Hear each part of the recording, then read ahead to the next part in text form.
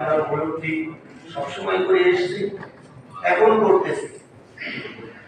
আমাদের উপলব্ধিতে আমরা যেটা দেখতেছি, আমাদের সম্প্রদায়ের ক্ষেত্রে বর্তমান সরকারও আমাদের প্রতি সুদৃষ্টি নেই। কেন নেই?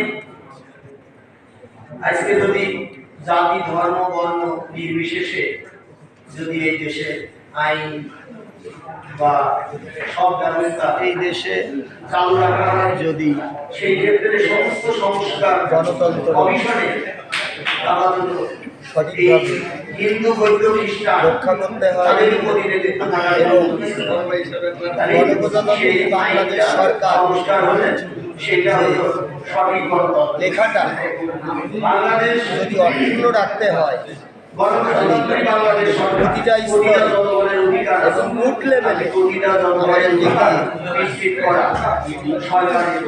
সঠিক কাজগুলো করলে আমাদের এই দেশটা সবার কাছে সমান হবে এবং আমরা সবাই সমানভাবে বসবাস করতে পারব। আমরা সে অধিকার নিয়ে আমরা বসবাস করতে চাই। এইটাই অন্তর্বর্তীকালীন সরকারের প্রধান সহ সমস্ত উপদেষ্টার কাছে আমাদের কারণ সকল ধর্মের ধর্মীয় রীতিনীতি সবাই যাতে সমানভাবে পালন করতে পারে, সরকারের কাছে আমার এই দাবি থাকবে।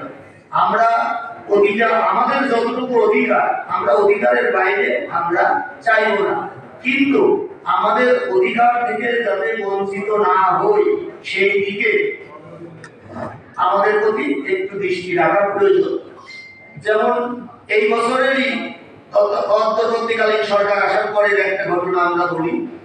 আমাদের জন্মাষ্টমী অনুষ্ঠান হলেন, জন্মাষ্টমী অনুষ্ঠানে আমাদের পূজা, র্যালি এবং শোভাযাত্রা। তখন চরম বন্যা বাংলাদেশের বন্যায় প্রচুর মানুষ ক্ষতিগ্রস্ত হয়ে যাচ্ছে, অসহায় মানুষ, মানে তাদের জীবিকা নির্ভর করা কষ্ট হয়ে যাচ্ছে। আমরা তখন সিদ্ধান্ত নিয়েছি, হ্যাঁ, এই জন্মাষ্টমীর পূজা আমরা করব, কিন্তু আমরা এই শোভাযাত্রা এবং র্যালি আমরা বিরত রাখবো। সেই বিরত রেখে আমরা তার সাশ্রয়ী অর্থ আমরা এই বন্যা দুর্গতদের মাঝে আমরা দেওয়ার জন্য আমরা প্রধান উপদেষ্টার ত্রাণ ও কল্যাণ তহবিলে আমরা 3 লক্ষ টাকা জমা দিয়েছি। তাহলে এই যে যারা দুর্বল, যারা অসহায়, তাদের দিকে আমরা খেয়াল করেছি।